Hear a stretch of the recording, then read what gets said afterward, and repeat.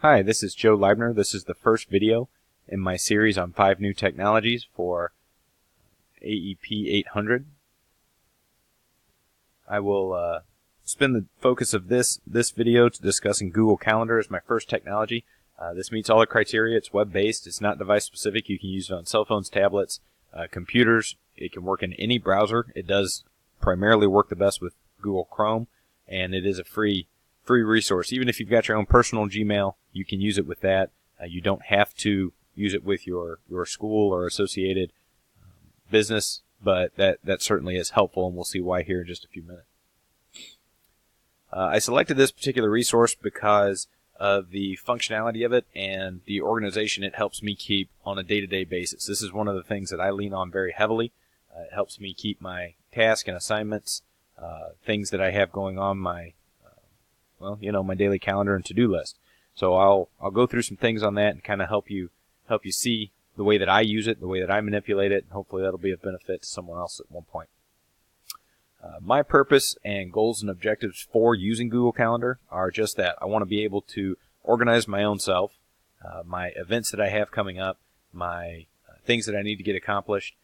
It is great because you can share calendars with others. Others can see your calendars. So even if you don't share specifically a calendar with somebody, somebody does have the ability to access it as long as you set the sharing permissions appropriately. And so it's a great way to communicate dynamically changing information without constantly going over and over via text or phone or what have you with every little update.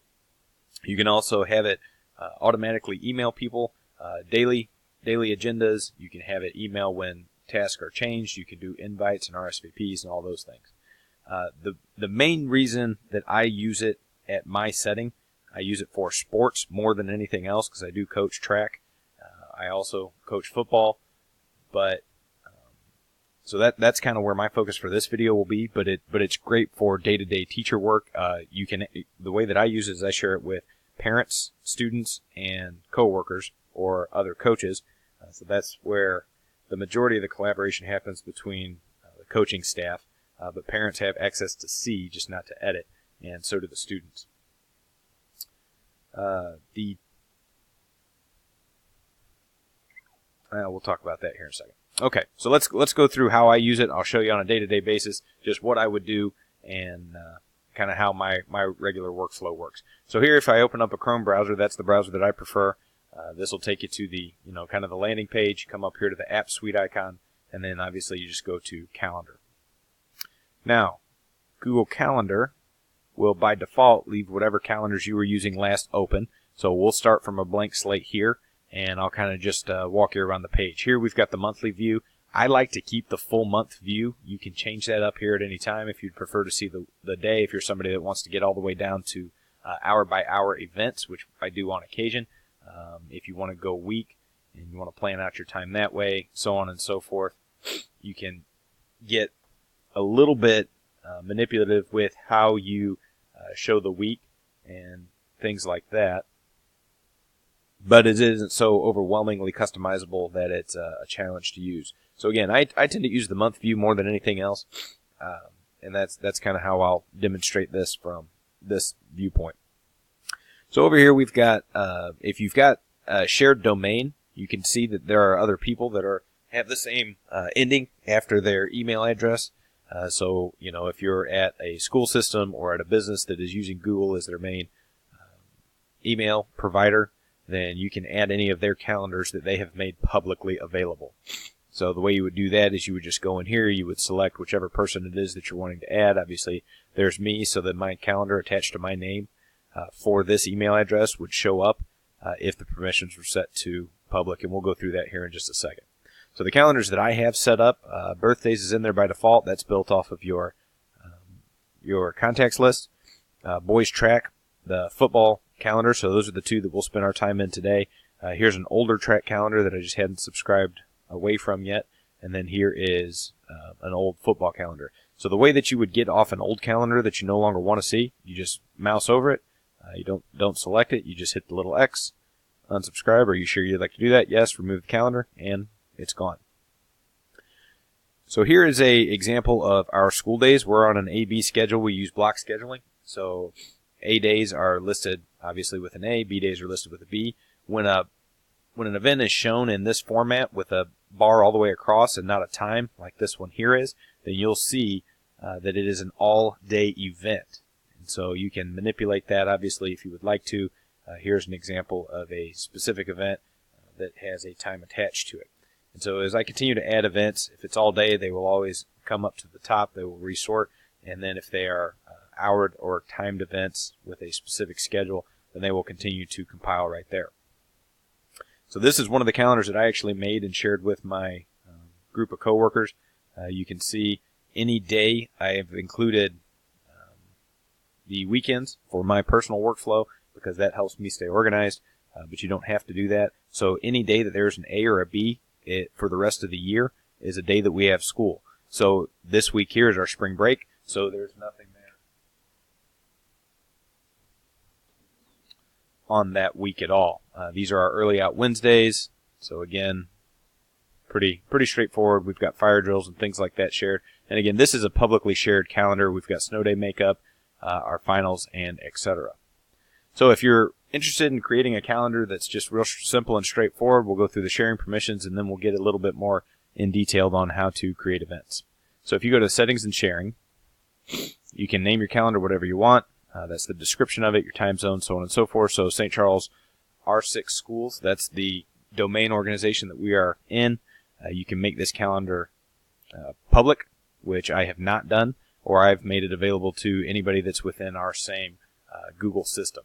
So all those folks can see it. You can change this to see only free or busy, so it wouldn't say exactly what the event is. It would just say whether or not there is an event at that time.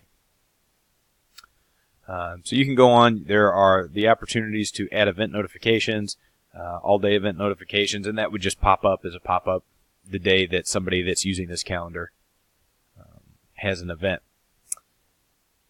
There is a daily agenda, which I use for my personal email.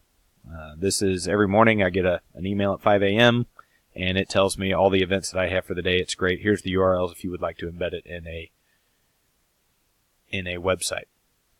Okay, so let's go through adding an event. We'll unselect that one for now, and we'll go back to the boys track calendar. Okay, so click on today. That'll take us back home. So our first practice was yesterday, so that was an all-day event. Now, if I'd like to add a practice time, all I'm going to do is click there in the open area. I'm going to say 2:30 p.m. Practice, and leave it at that. Hit save. Now, because I started off with 2:30 p.m., it made this a time thing. Google understands how to recognize a time and put it in for you. Had I just said practice and not attach that time, it would show right now as an all-day event on this day, and I would hit save, and then it would be that way. If I decide that I'd like to edit it, I want to add some more information, or if I want to delete it, there's the delete button right there. If I decide that I would like to edit this event, I just click on that. I can edit the time. I can make this a repeating. I can do this every single day.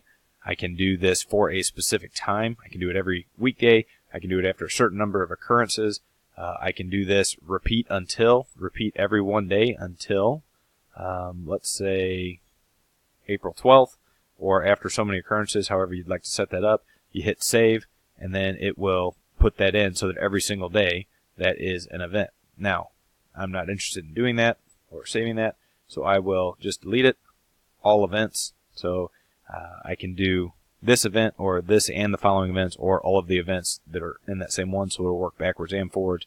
Just hit OK, and they are gone.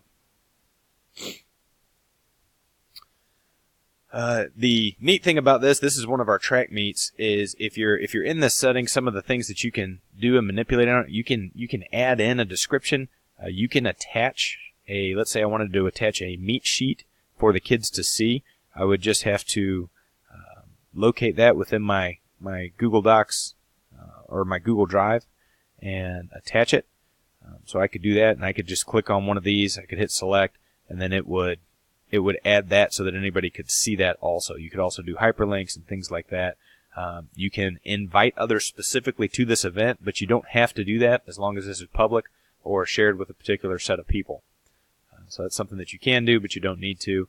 there is a location option. So if this is at our sister school, which this one is, St. Charles West High School, you just start in and Google through its ability to search. We'll just put in the address there, and then all I have to do is save that. And when I go into this from a phone, it'll actually give me the option to get directions, which you can't see here, obviously, but that's the way that it works on the phone. The uses for this are obviously very, very open-ended. The two ISTE standards that I believe that this qualifies for are the Educator 2C and Educator 6A. And this is how I use it in my daily workflow. All of the events here, you can see all of our meets. You can see a more detailed calendar in the one that I've set up for next football season. Obviously, it's got a lot more stuff going on it. It's got repeated things. It's got all-day events. It's got different colors and things like that. So there's a lot you can do with it. There's a lot of different ways to manipulate it and to enjoy it. But it is one of the better tools, in my opinion, as far as organization goes. And hopefully this was of some help. Thanks.